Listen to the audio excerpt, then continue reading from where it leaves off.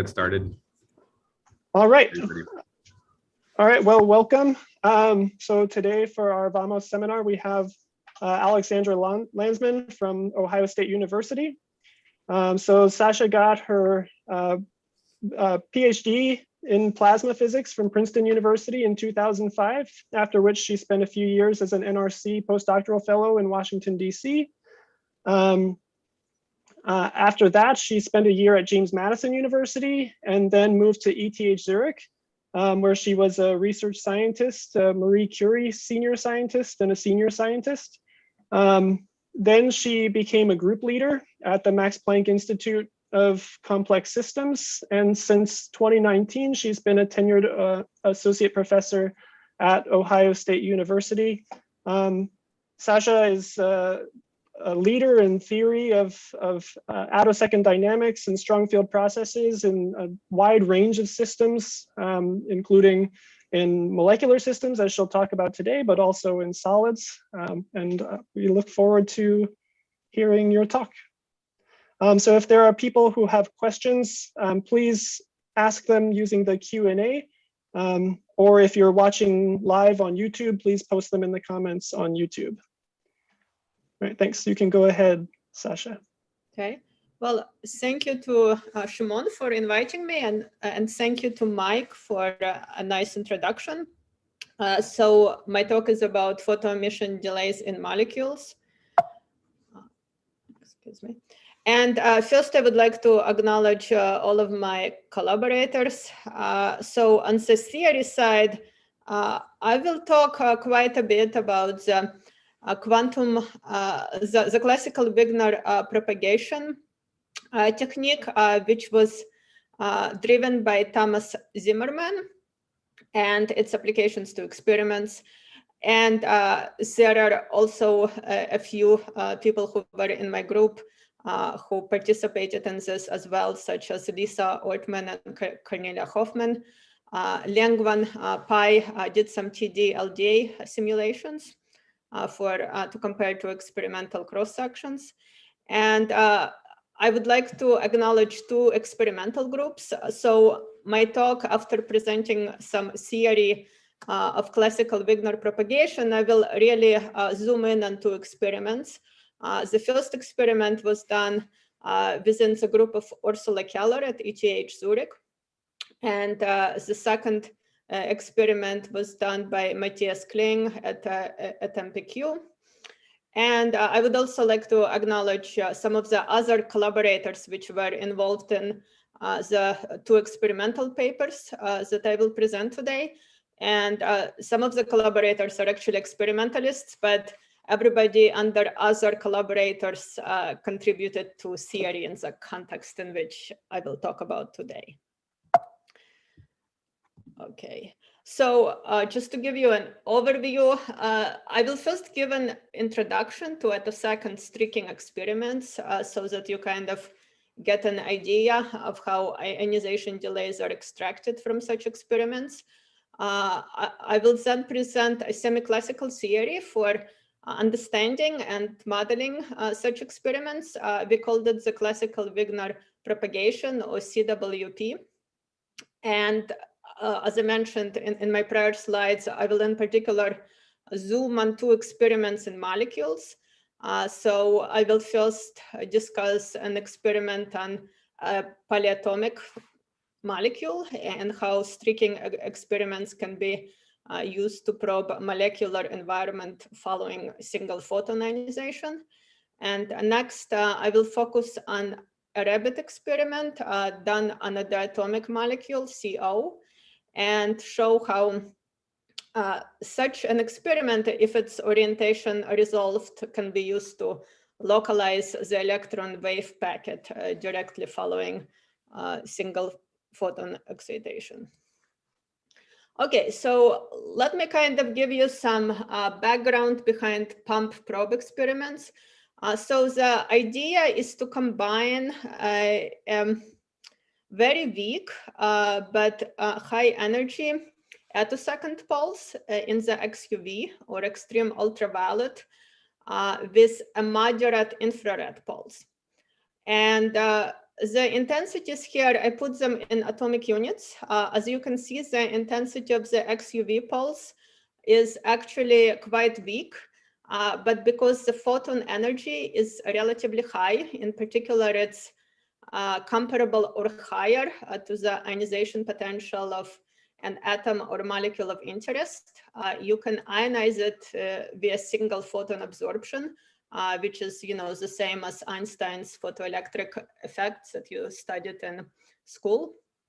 And the infrared pulse is stronger. It's 10 to the negative 2 atomic units. But because the photon energy is so comparatively low, it cannot ionize. It is not strong enough to ionize an atom. So what it does is following ionization with the XUV, it imprints its phase in the streaking experiment. So this figure on the lower right is the streaking trace of helium. So between 80 and 100 eV, you kind of see this streaky line, and the streaky line is basically traces out the shape of the infrared pulse. The paler lines that you see below it is also due to ionization of helium, but it's an activation of a different channel or a shake-up channel.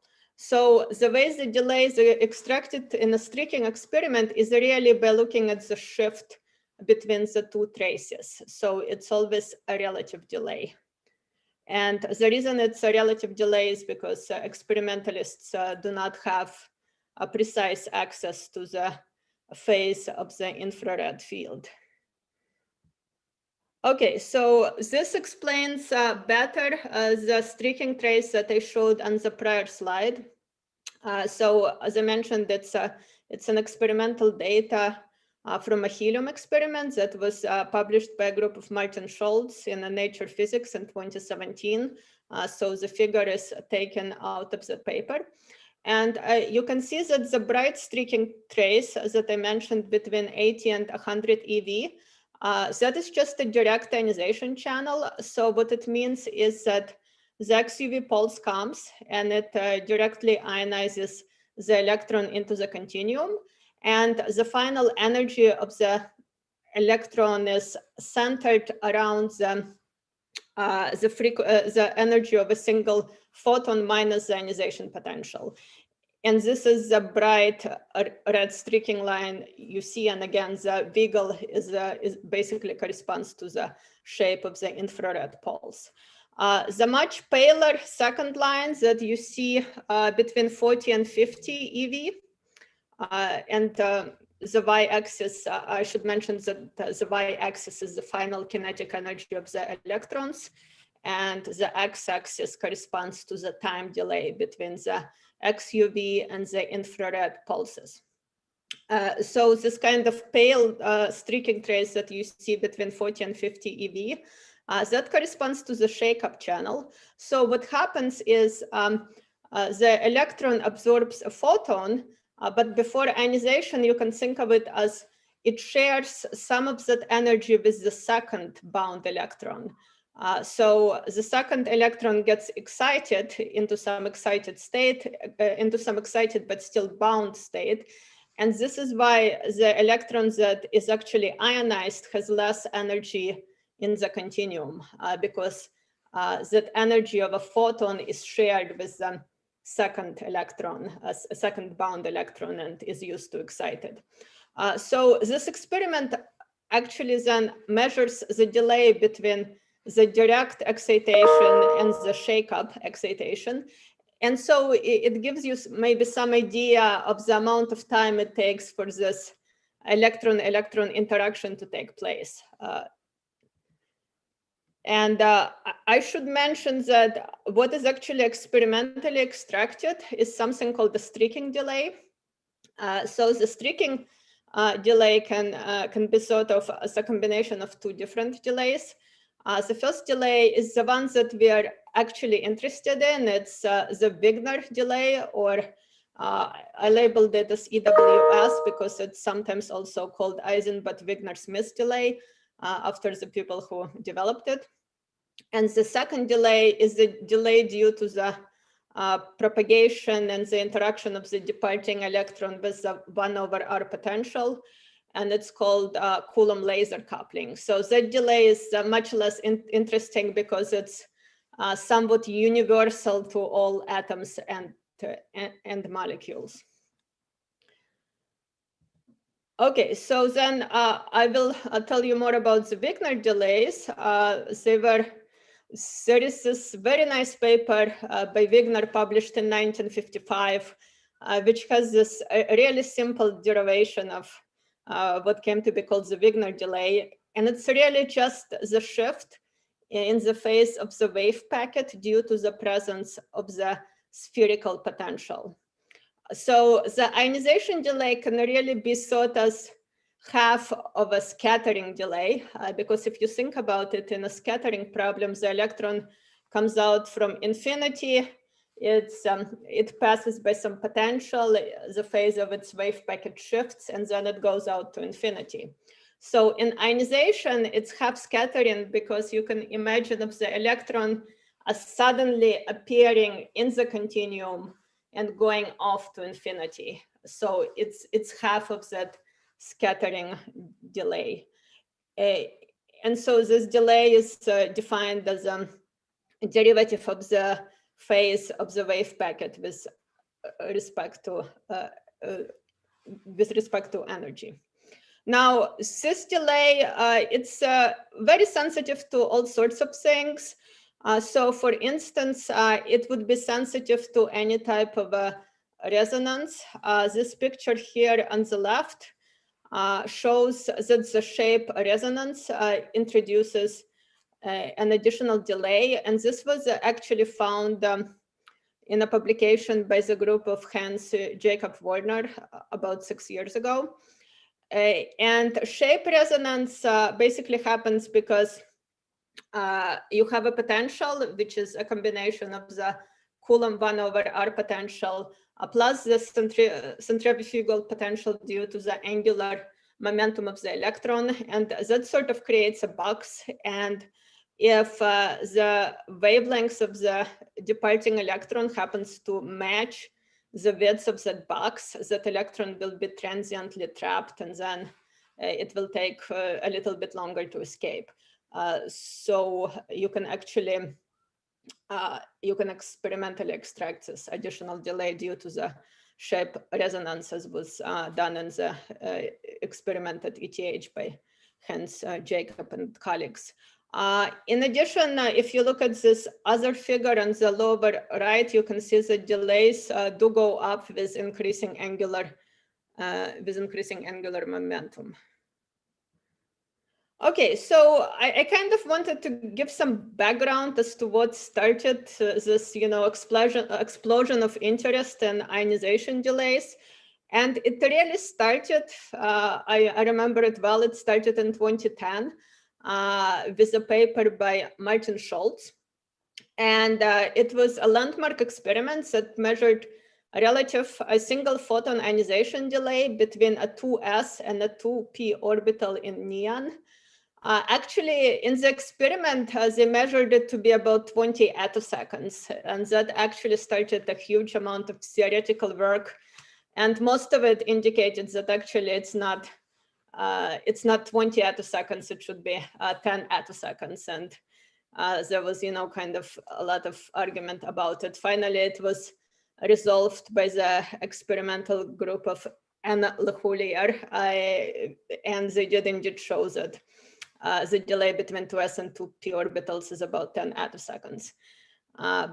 But again, it's, the feature of our field that people argue about the time interval of only 10 attoseconds. But there have also been, since that landmark experiment in 2010, there have also been a number of experiments in atoms. The experiments which measure ionization delays in atoms. However, despite huge interest, there were relatively few experiments in molecules. And this is because it is much more difficult to study molecules. And this is true both on the theoretical side and the experimental side.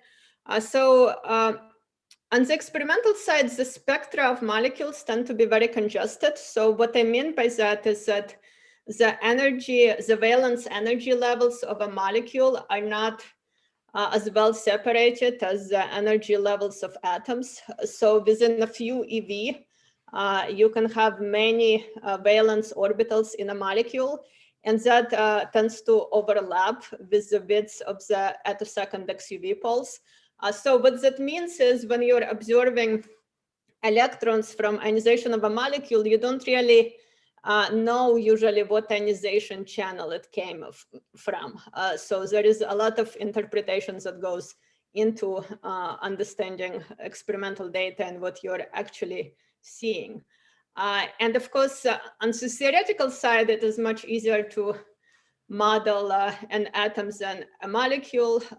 In a molecule, you have a loss of spherical symmetry. You can no longer, assume simple dipole selection rules like you do in an atom. So you have to use partial wave channels. In addition, it matters what is the orientation of the molecule with respect to your XUV. So all of those factors, of course, make it much more complicated.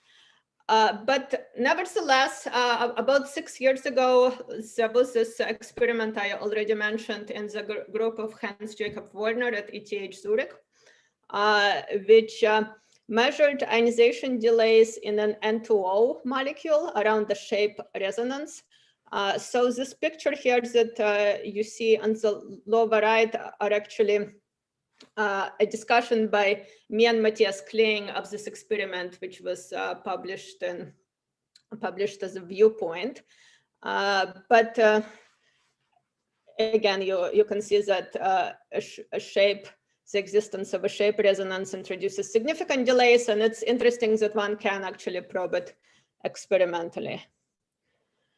So I think this is a natural place to stop because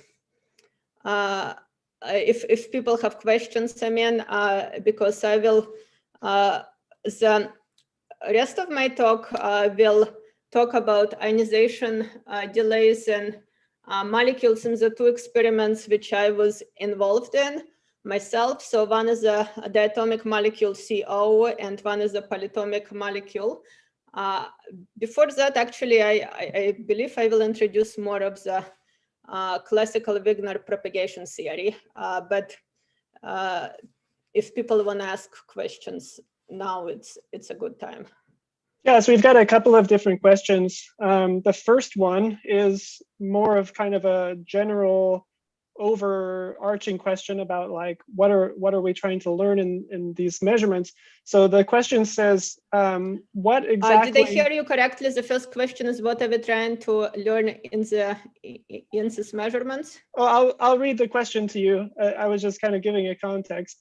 The question says, what exactly are we trying to learn about helium from these streaking measurements? Is helium just a test case, or that we're going to use then to extend to more complex systems, or are there still things about helium that we're trying to learn? Yeah, so in the particular experiment on helium that I talked about, produced by Martin Schultz, so helium, of course, is quite simple, and it's simple theoretically too, because it's one of the few systems for which they can also actually solve a time-dependent Schrodinger equation.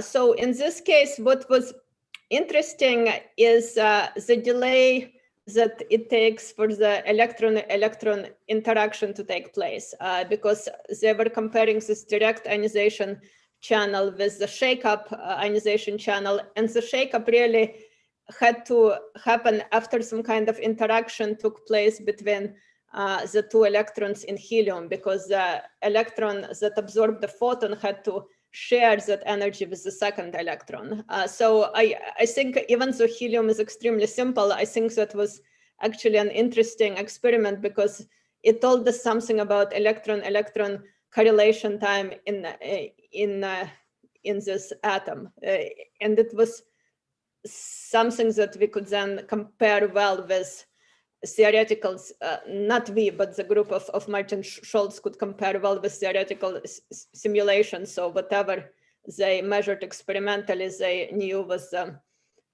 correct number. All right, thanks. And then the second question is more about the mechanics of the Wigner delay.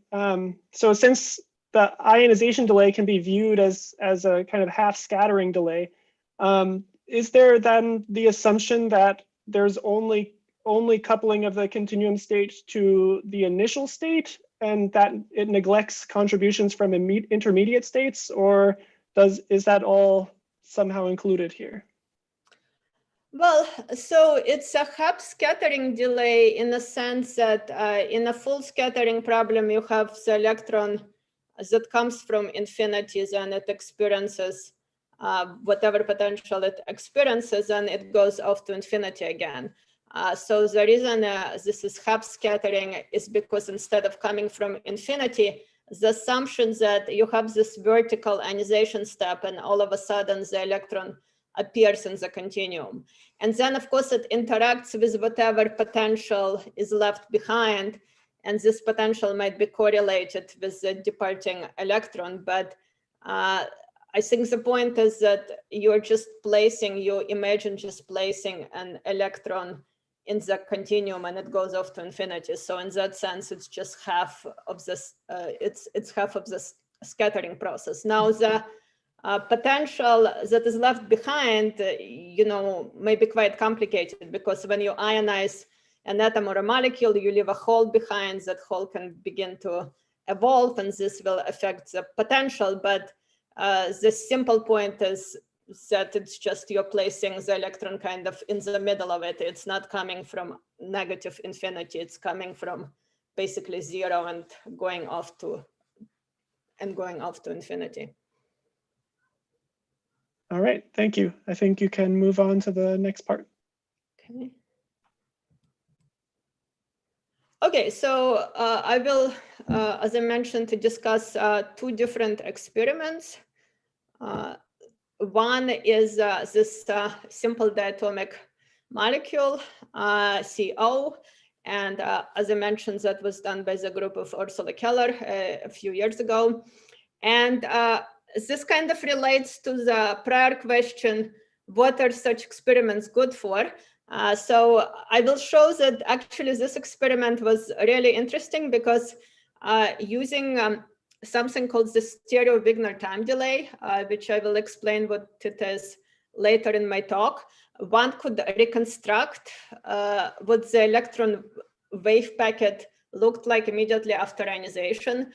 So I kind of consider it like a full reconstruction of Einstein's photoelectric effect, because not only is it possible to extract the time of ionization, it is also possible then to extract where the electron was localized immediately after ionization.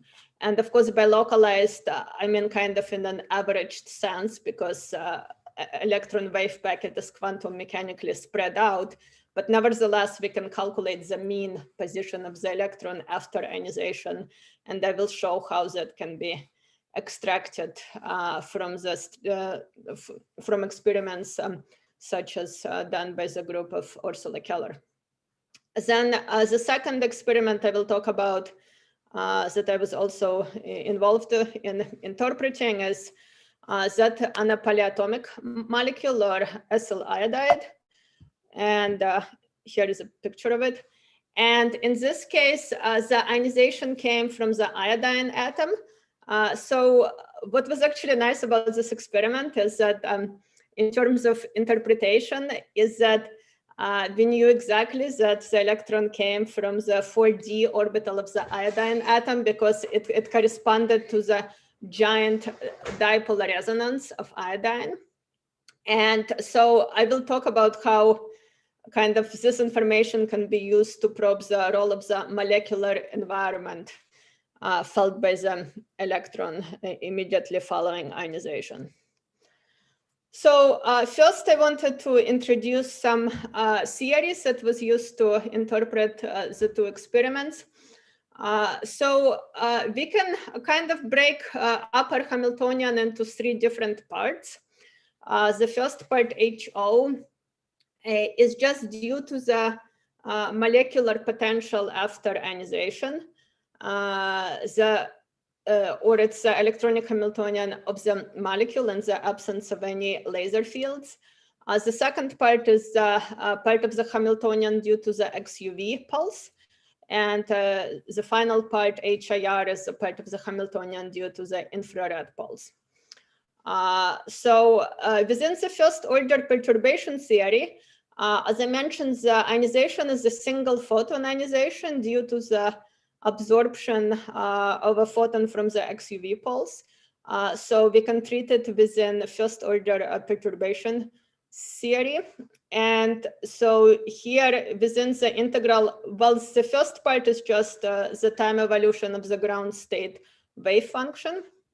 The second part here, you can see it corresponds to this absorption of a single photon from an XUV. And following this absorption, then, so once the electron is excited to the continuum, we completely neglect the XUV because, as I mentioned in the beginning, it's a weak pulse in streaking experiments. It's about 2 orders of magnitude weaker than the infrared pulse. And so then the propagation in the continuum is just the combination of the potential due to the molecule or the atom and the infrared field. So the electron gets ionized and subsequently it propagates in this H0 plus HIR.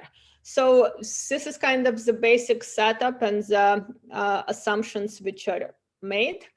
And here I'm now taking this second part of the expression, which is the integral. As I mentioned, it corresponds to the ionized part of the total wave function at time t. And so at each instance, if you kind of want to understand what's going inside this integral, at each instance t prime adds a newly ionized part of the wave packet to the continuum. So then the photoelectron spectrum is given by the projection of this total wave function shown at the top onto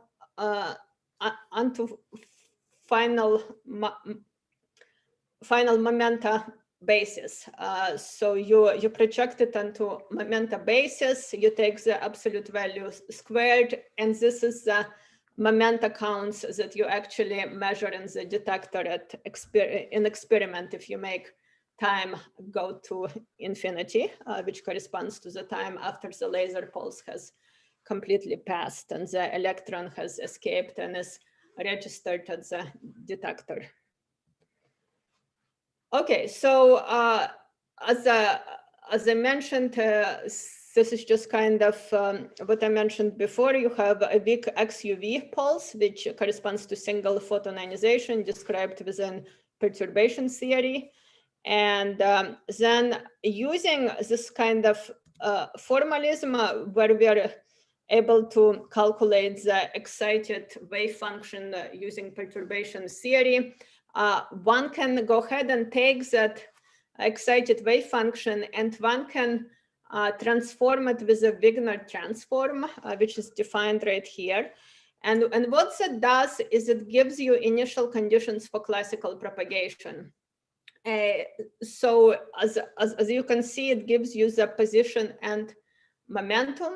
So it allows you to get the phase space, which you then propagate classically, and the classical propagation then happens in the combined field of the parent atom or molecule and the infrared field. So let me maybe tell you a bit more about the Wigner quasi-probability distribution, which we get from this transformation. So it was introduced by Wigner in 1932 to link wave functions to probability distributions in phase space. It is called a quasi-probability distribution because it can take on both positive and negative values. So it's not a true probability distribution in that sense. Actually, in practice, the negative values can be useful because they allow to account for some quantum interference. So here you see a picture of a Wigner function obtained from an XUV excited hydrogen 1s orbital in the direction of a field. So here we have hydrogen, it's a single electron atom. It absorbs a single XUV photon, and then so we have this excited wave function, which corresponds to a transition from a bound S state to a continuum P state. And so that wave function, that continuum wave function can then be plugged into this integral, and the Wigner quasi-probability distribution then will give the functions that you see here, which basically gives you the phase space distributions that you can then use for classical propagation. So a little bit more about what that means. So you can actually look at it formally in terms of the Moyal equation, which is equivalent to Schrödinger equation for pure states. So you can solve the time derivative of the Wigner equations and obeys the following expression. And if we drop everything except the first two terms, we actually then get classical propagation. So you can see that, classical propagation can be kind of rigorously justified as neglecting those higher order terms in the Moyal equation. Likewise, you can think, okay, if I want to take account of, be more accurate with quantum mechanics, I can take account of higher order terms as well. Of course, in practice, those higher order terms are extremely difficult to calculate. So we are just sticking with classical propagation here, which is quite accurate at higher electron energies.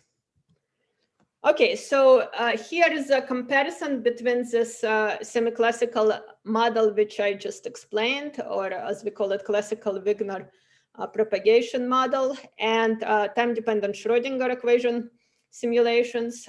So we did it for hydrogen, since that is the easiest for time-dependent Schrödinger equation. And so here you have a comparison between TDSC and this semi-classical approach.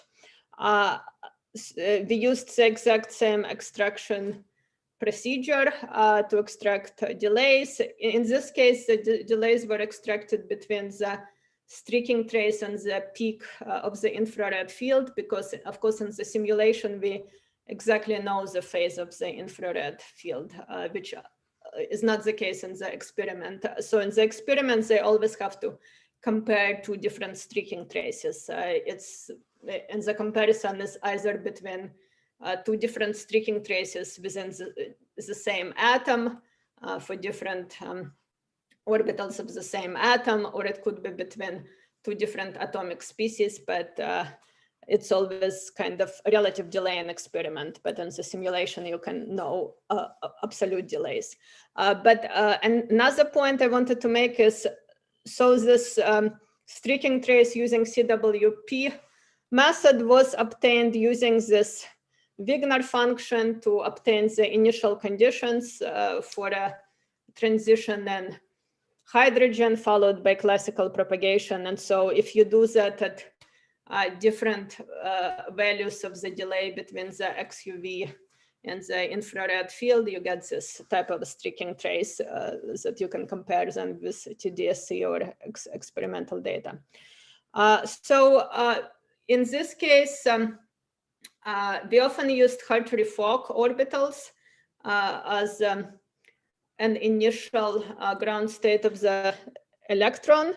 One can also, to take account of some electron-electron correlation, one can also use Dyson orbitals, which represent an overlap between an n electron molecular wave function and an n-1 electron wave function of the ion. So it can be thought of as a wave function of a living electron just before ionization. So you have some electron which is not localized in any particular Hartree-Fock orbital. It's taken out of the atom or molecule, and it leaves a hole behind. So the initial ground state is provided by the computational chemistry software, such as games. Some people like to use Gaussian.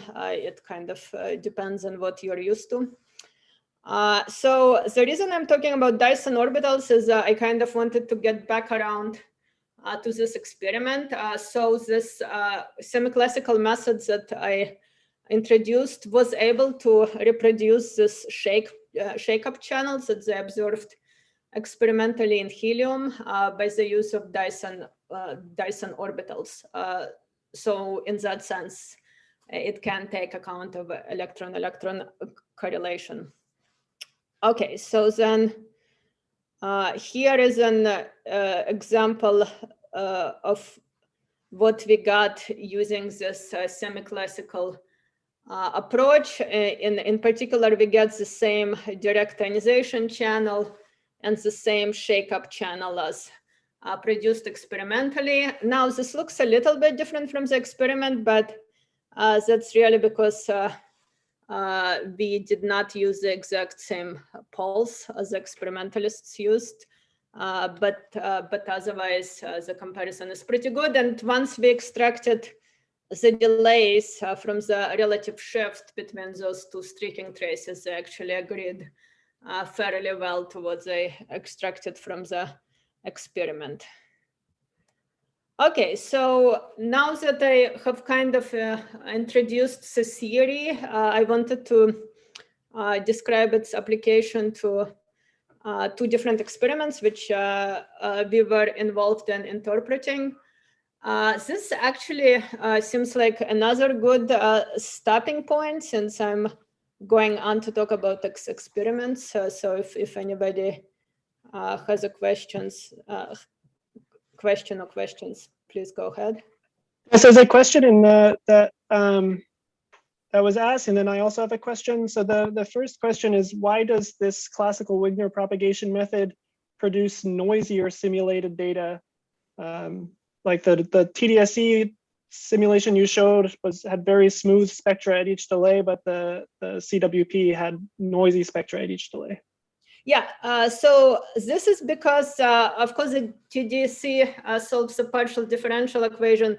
The CWP method comes from Monte Carlo simulations. So one takes a bunch of different trajectories and then propagates them.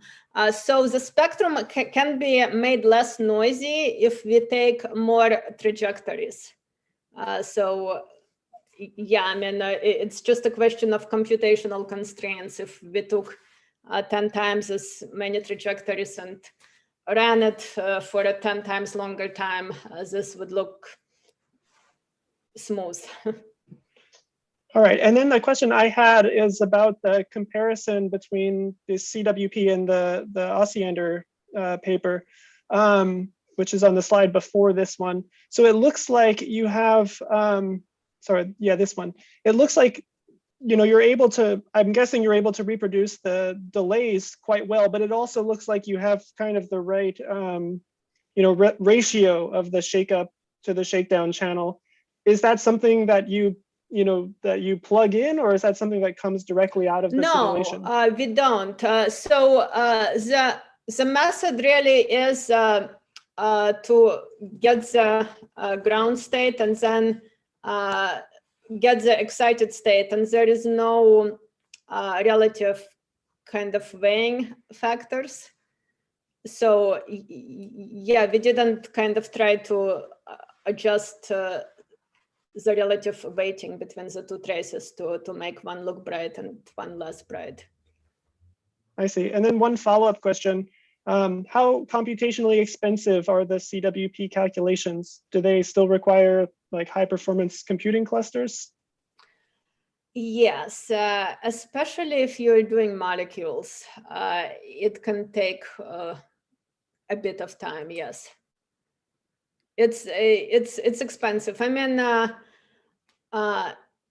it's not too bad, maybe relative to other methods, but yes, I mean, it can take a few days at least in some cases. All right, thanks. I think you can move on to the last part. And again, the computational expense also depends on how many trajectories you take, because classical propagation takes time as well. So if you take a lot more trajectories in your classical propagations, that will take a lot more time as well.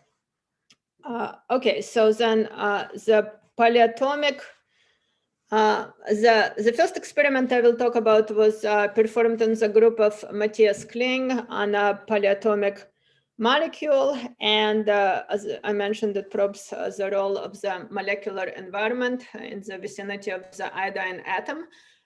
So here you have an iodine atom, and it's attached to a molecule made up of carbon and hydrogen atoms. And the experiment, it's a streaking experiment. So they have an XUV pulse and near infrared pulse. And again, the XUV pulse ionizes the iodine atom. So it really probes the ionization delays around the giant dipole resonance of iodine. And here on the lower left, you see cross sections. So the kind of pink background is the TD LDA calculation for the iodine cross section around the giant resonance. And the other lines are experimental measurements for different iodine containing molecules. And as you can see, they all have similar cross sections here. And the reason for this is because it's a giant dipole resonance. So the electron comes deep from the 4D orbital inside the iodine atom. So it's not really perturbed by the fact that it's attached to the rest of the molecule, because in molecular bonding, it's just mostly the valence orbitals which are impacted by the bonds. And so if you're ionizing from an inner shell electron, the cross sections are not going to depend, are not going to change a whole lot if it becomes part of a bigger molecule. And indeed, you can see that by comparing the experimental cross sections. And so that ionization channel around a dipole giant resonance that I mentioned, it corresponds to ionization from a 4D orbital of iodine. And you also have some interchannel coupling, which contribute to the giant resonance and its shape. So here, as I mentioned, because the electron comes from the inner core shell of iodine, in particular the 4D shell, the ionization step is very similar than in the iodine atom and in the acyl iodide molecule, or in fact any iodine containing molecule. You have very similar cross sections. And so this first step, the vertical ionization step, you can assume to be the same in all cases. So if you're observing a difference in delay between an iodine atom and acyl iodide, or indeed any iodine containing molecule, you can view it as being the result of a molecular environment. So this is kind of, a neat way to probe the roles that the rest of the molecule has in the escaping electron, because the electron initially starts localized around the iodine atom, and then as it escapes the molecule, it will feel a different environment depending exactly on what that molecule is. And so by comparing the ionization delay for pure iodine with the ionization delay for an iodine containing molecule, you can really understand something about the role of the molecular environment and ionization delays. Unfortunately, iodine gas, we would like to ideally compare the ionization of acyl iodide to ionization from iodine gas, but iodine gas is not, of pure atomic iodine gas is not so easy to prepare. So we instead did simulations on iodine. And so this is plotted by this blue line here at the bottom of this graph, which shows streaking delays. And here on the left, you can see actual experimental traces measured by the group of Matthias Kling between acyl iodide around the giant dipole resonance and neon. So neon is your reference. As I mentioned, every streaking experiment must have a reference atom. So here you can see actually the traces are nicely separated because, of course, the ionization potential of neon is much lower than the ionization potential of the 4D state in iodine. And so here you have those red dots are experimentally extracted delays. And you can see a very big error bar here at about 80 eV, the photon energy of 80 eV. And that's because the energy of the escaping electron is low at this point, and it's hard to get good statistics on the experiment. Here, the two curves we have here in kind of maroon and green correspond to this semi-classical simulations, and one is using Hartree-Fock orbitals, and one is using the Dyson orbitals. And as you can see, actually in this case, there isn't much of a difference between them, so we can just use the Hartree-Fock orbitals. What you do see, which is kind of interesting, is you do see significant difference in delays between just pure atomic iodine and acyl iodide. And as I mentioned, one can then attribute it to the role of some molecular environment, because the initial vertical ionization step in both cases, atomic iodine and acyl iodide, is virtually identical. So here, I showed you before the streaking delay, which is the experimentally extracted delay.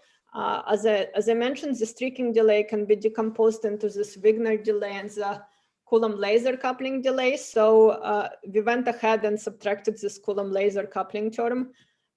One can, there are formulas which exist which tell you what this Coulomb laser coupling term should be as a function of electron energy. And so once we go ahead and plot this Wigner delay, we see that there is actually a reasonable agreement here between experimental data and the semi-classical simulations. At least you have an overlap with the error bar at this lower 80 eV energy. And I should mention this higher lying orange curve was done by Hans Jacob Werner and colleague, and it comes from the quantitative scattering theory. So it's just a different theoretical simulation that we included on the same plot. This background here, this kind of blue background, corresponds to the scattering cross section. So you can see that here around 85 to 90 eV is the peak of the giant dipole resonance.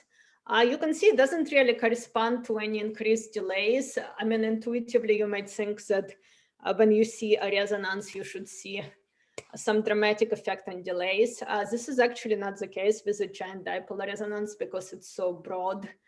It doesn't seem to have much of an effect on delays, unlike the shape resonance, which I talked about earlier, which is much more narrow and hence is associated with significantly longer delays. Okay, so and another point is, yes, you do see measurable additional delays, which are due to the presence of the molecular potential when you compare acyl iodide to iodine. What is interesting also is that the delays, of course, depend on the on how the molecule is oriented with respect to the laser field. So the experiment of Matthias Kling, I kind of looked at orientation averaged delays. So we didn't, we unfortunately did not have orientation resolved information. But we could do the simulation where we could change the orientation of the molecule with respect to the ionizing XUV poles. And we saw that depending on the molecule, you can see significant delays as you change its orientation. So acyl iodide, which is where the experimental measurement was done, actually doesn't seem to change much, with a change in orientation, but some of the other iodine-containing molecules did indeed show significant change with different orientations, as you can see right here. So it would actually be quite interesting to do an experiment on this, which was orientation resolved. So luckily, the next experiment I will talk about is orientation resolved. In particular, it can resolve the orientation of a diatomic CO molecule, either parallel or perpendicular to the laser field. And so this experiment, which was done by the group of Ursula Keller, was a rabbit experiment. It's very similar in spirit to the streaking experiment, and they both extract ionization delays.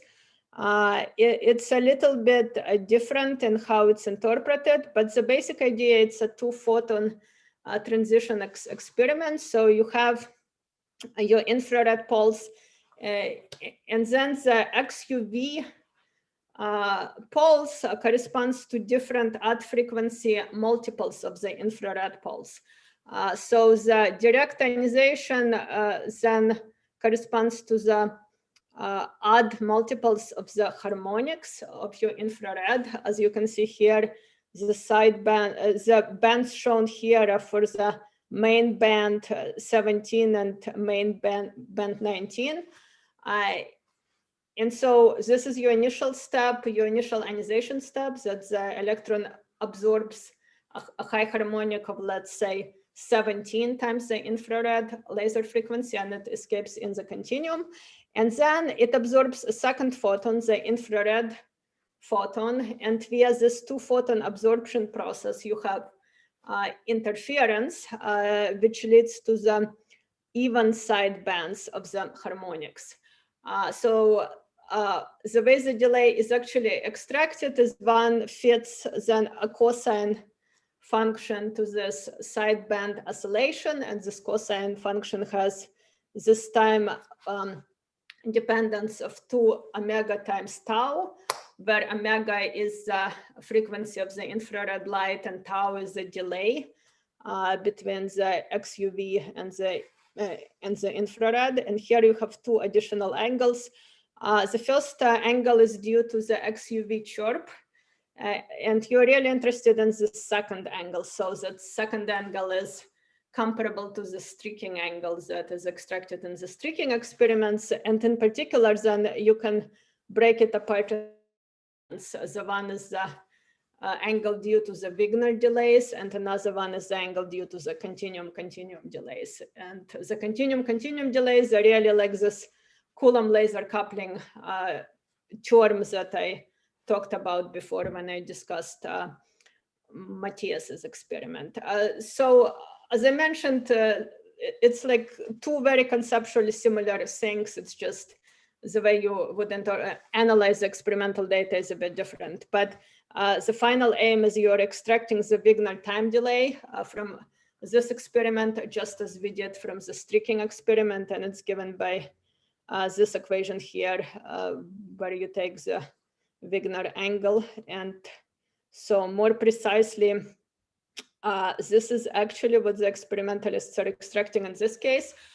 So they're extracting something called stereo Wigner time delay, which is just the difference in time delay for electrons which come out of the oxygen side, or I should say carbon side, minus the oxygen side. So the experimentalists can, for each sideband, they can extract this angle which comes out of the carbon side minus the angle that comes out of the oxygen side, divided by twice the infrared frequency, and that gives the stereo Wigner time delay. Now, one advantage of the stereo Wigner time delay is one actually does not have to worry about the additional contributions due either to the XUV chirp or due to the continuum coupling. And the reason for that is that they would be the same in both cases. So the electrons that goes out of the carbon end will have the same tau CC and XUV chirp as the electron which goes out of the oxygen end. So those components cancel out. So you just get basically your stereo Wigner time is just the difference between the Wigner time of the electron coming from the carbon side minus the Wigner time of the electron coming from the oxygen side. So here they were able to get the rabbit for two different orientations of the molecule. One where the molecular bond was oriented approximately parallel to the polarization of the XUV light. So it's a beta parallel. And another one is where the molecular bond was oriented approximately perpendicular to the XUV field. And as I said before, this is kind of one of the main difficulties with molecules is that you get a lot of closely spaced energy levels. So the spectra are quite congested. And just by looking at the sideband, you cannot necessarily say which state it came from, which is a contrast to the Matthias Klein experiments that I spoke about before, where we exactly knew that the electron came from a 4D subshell of iodine. Here in this case, we kind of had to figure out which state it came from, which ionization channels the electron came from. So another aspect that I just wanted to briefly mention is how did the experimentalists figure out the orientation of the of CO? Well, they didn't orient it before ionization, they figured it out post ionization. So by looking at kinetic energy release fragments, the experiment was done in coltriums. And so after the ionization of the electrons, the molecules started to dissociate into a CO, into a C plus atom and an oxygen atom. And so by measuring the momenta of those fragments, the experimentalists were able to figure out the orientation of the molecule with respect to the XUV field at the instance of ionization. And so this shows those kinetic energy release fragments for two different orientations, one shown in orange and another shown in blue. And for our part, Thomas then did some quantum non-adiabatic dynamics simulations to basically just try to figure out what ionization channel was followed and compare it to the experimentally measured dissociation fragments. We basically tried to figure out different contributions of the different ionization pathways to the rabbit sidebands. And so the conclusion of that was that we could then compare experimental data to simulations. So the simulations then averaged the relative different contributions to the sidebands and compared it to the experiment. So on the left here, you can see the stereo Wigner time delays for ionization with XUV perpendicular to the molecular bond. And here you can see it's roughly distributed around 0, which is what you would expect because it's completely symmetric. If you're ionizing perpendicular to the CO bond, it doesn't make any difference if the electron goes up or down. You have cylindrical symmetry in CO. However, for parallel orientation, you do see a significant variation in delay as you increase electron energy. And in particular, you see very large well, not very large, but as much as 170 attosecond delays at low electron energies for parallel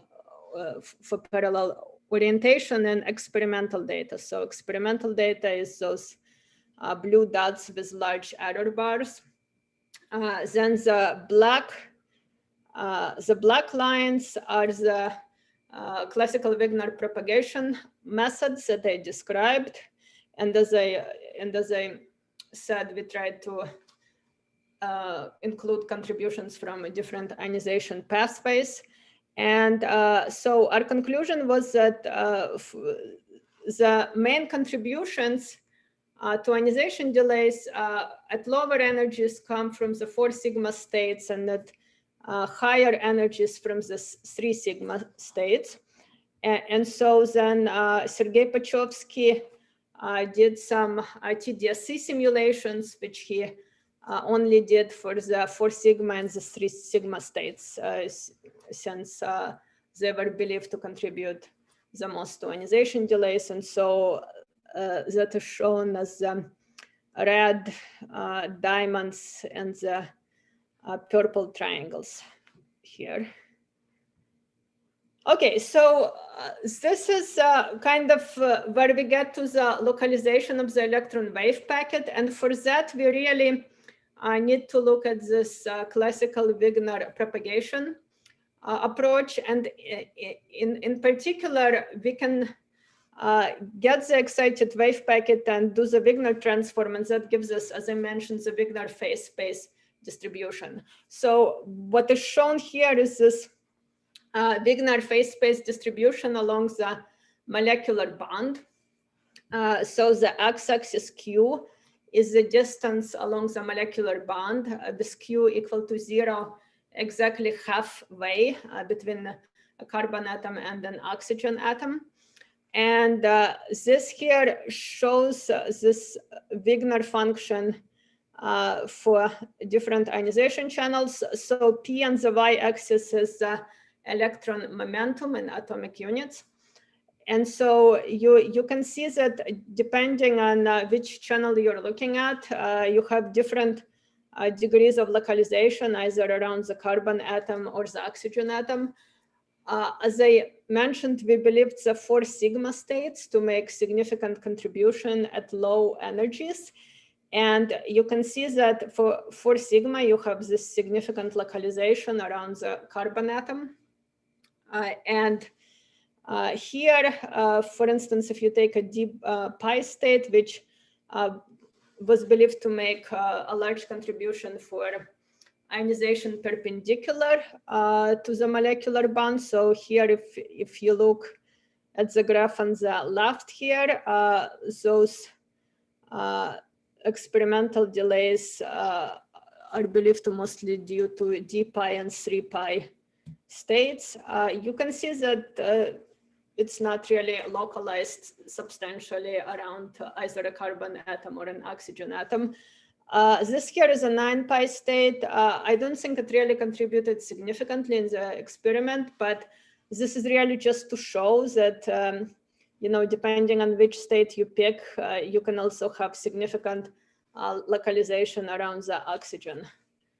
So it really is highly dependent on what ionization pathway you're looking at. Now, from such graphs, one can go ahead then and calculate the mean position of this electron wave packet immediately after ionization. And one can go ahead and calculate that position, and one can plot it as a function of final electron energy.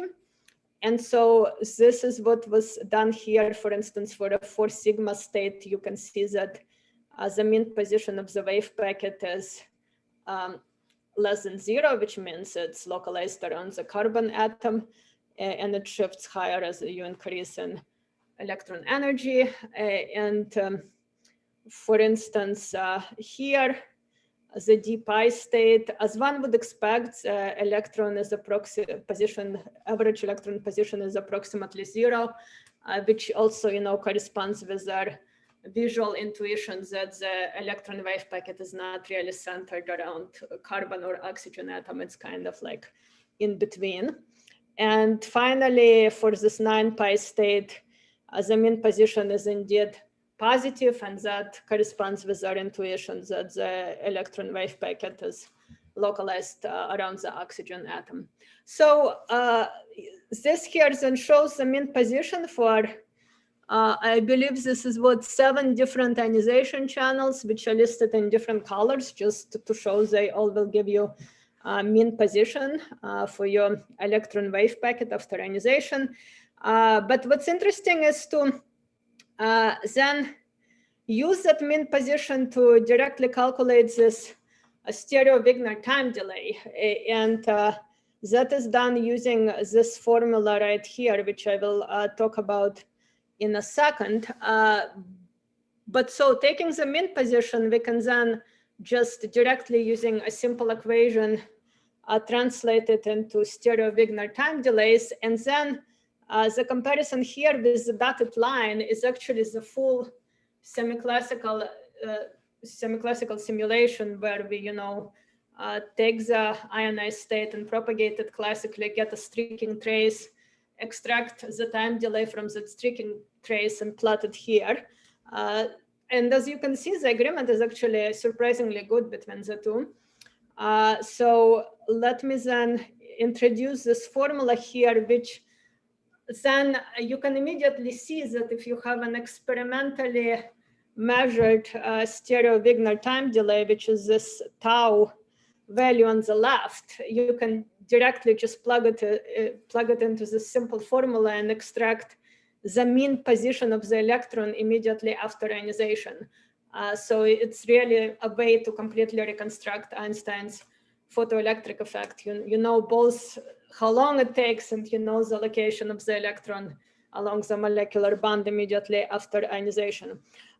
So this Qi is just the distance of the mean position of the electron from the center of the molecular bond, and the square root of 2e then gives you the final velocity of the electrons. So this here then relates the mean electron position to the stereo-Wigner time delay.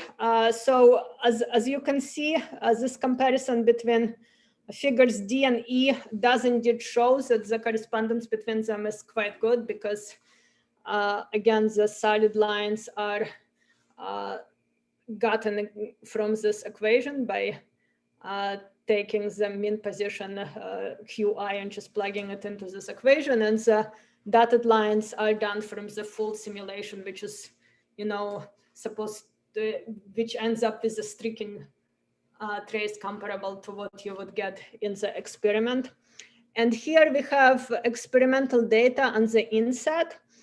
So the blue line is the mean position, which is extracted from this formula here for the 3s state, and the red line is the mean position for the 4 sigma state. And so you can see the experimental data here does seem to switch from the mean position, which corresponds to the 4 sigma state for lower energies, to the 3 sigma states for higher energy.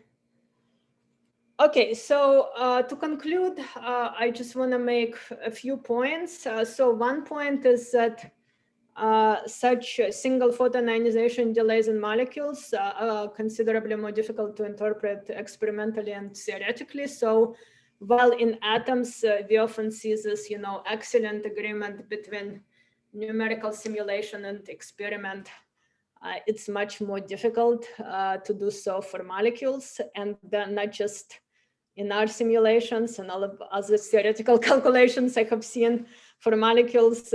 You can't expect to see any exact agreement between the two, and of course that's because there is a lot going on both experimentally and theoretically, which is hard to fully take account of.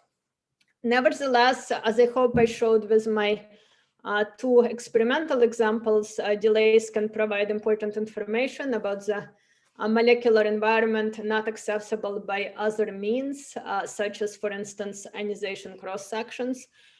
So as a first example, that was demonstrated around a giant resonance in iodine. In particular, delays provided information about the molecular environment surrounding the iodine atom, and it was the sort of information that was sensitive to the particular molecules that the iodine was attached to, and it wasn't discernible in the cross sections.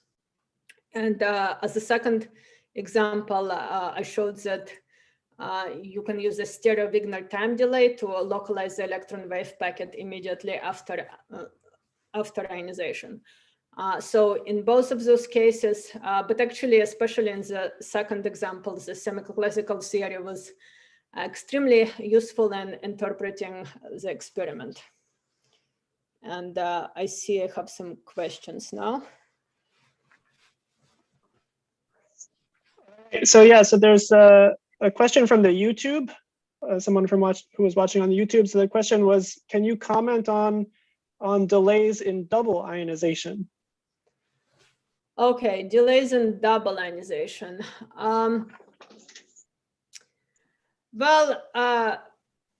So do you mean like in modeling or? So it's a question from the YouTube, so I don't have a lot of insight into what they were asking. Of course, double ionization, I mean, you can have, it can be for different reasons, right? You can have it due to Auger decay, for instance. So that can also be accessed by sort of pump probe or streaking type experiments. In terms of modeling it, I mean, of course, in principle, if you have like sequential double ionizations, then you have your first ionization where you have an ion, and if you have that ion, then you could model the second ionization as well. So in terms of the delays, I guess the second ionization, I can't say much about it since it will be specific to the particular system. I guess the only thing I can say is that if you already have a positively charged ion to begin with, you will have a bigger Coulomb laser coupling contribution, but that perhaps is not so interesting because you can subtract that out. But anything more interesting, you know, would be specific to the system and the particular process that is taking place. All right, and so in the interest of time, so we're about 15 minutes past 4 already. So in the interest of time, I think the next question was from Shima Golem. Maybe she can ask that question in the student and postdoc after party. I posted the link to that in the chat so that everybody should have access to that. And yeah, so thank you so much, Sasha, for the nice talk. This was really exciting stuff. I do want to plug our next Vamos seminar, which is in 2 weeks, and will be given by Kai-Mei Fu from the University of Washington. So once again, thank you so much, Sasha, for this really nice talk. Thank you.